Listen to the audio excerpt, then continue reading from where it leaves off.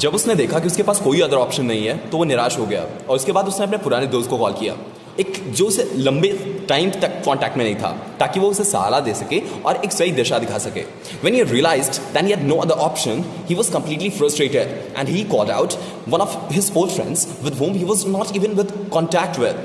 And he did this so that he could be helped by him, he get advice and right direction from him. जब उसने देखा कि उसके पास कोई option नहीं है, उसका कॉन्फिडेंस पूरी तरह से टूट गया. उसने अपने पुराने कॉलीग को ईमेल किया जिससे उसने सालों से नहीं देखा था, ताकि वो उसकी मदद कर सके और उसे एनकरेज कर सके. When he saw that he had no other support and his confidence was completely scattered, he emailed one of his old colleagues and he was not even in touch with them for very long so that he could help him and encourage him. जब उसे समझ आया कि उसके पास कोई और रास्ता नहीं है और पूरी तरह से डिसअपॉइंट हो गया, तो उसने अपनी बहन को एक खत लिखा जिससे वो महीनों से संपर्क में नहीं था, ताकि वो उसे सद्भावना दे सके और उसके थॉट्स को बदल सके. As soon as he realized that he had no other way and he was utterly disappointed, he wrote a letter to her sister with whom he was not even in contact with for very long, so that she could comfort him and change the perspective of his.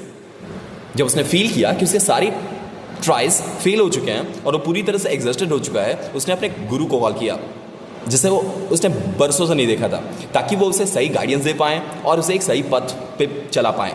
When he felt that all of his effort has failed and he was completely exhausted, he called his mentor, whom he was not even in contact with. And he did this so that he could help and guide him and put him on the right path.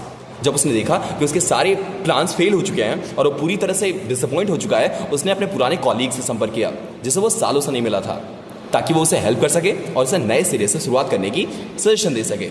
As soon as he saw that all of his plans had crumbled and he was entirely disheartened, he contacted one of the old classmates and he was not even in contact with him for very long. And he did this because he wanted to get inspired by him and some advices so he could start afresh. Long sentences बनाना बहुत आसान होता है. एक sentence को देखने के बाद, उसके ट्रांसलेशन के बाद उसके जैसे और सेम स्ट्रक्चर के सेंटेंस हमें लिखने चाहिए, सो दैट आप उसी स्ट्रक्चर को कॉपी करके नए सेंटेंसेस में कॉपी पेस्ट कर सको. सब्जेक्ट्स और वर्ब चेंज होते हैं, बाकी स्ट्रक्चर ऑलमोस्ट सेम होता है.